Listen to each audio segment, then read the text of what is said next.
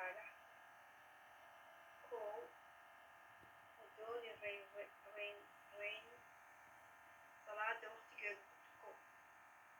Labo, ma jeceshahay in wejigaagu nuuro salaatuleylka tuko.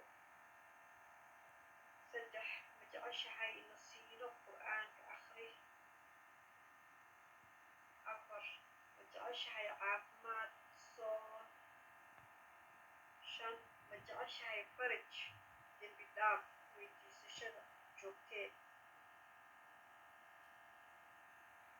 Lix, ma jeceshahay hamigaaga inaad gaarto ducada joogtee.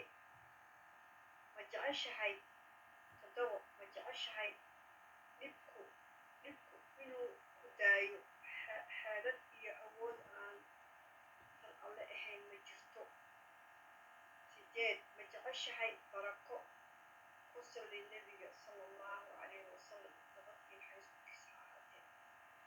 Sagaal, ma jeceshahay xasanaad dhib la'aan ah.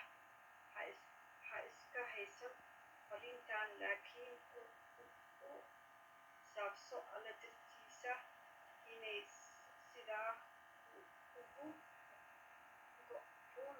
sadaqo kuu noqoto oo u dir insha allah anigana waa idin soo gaarsiin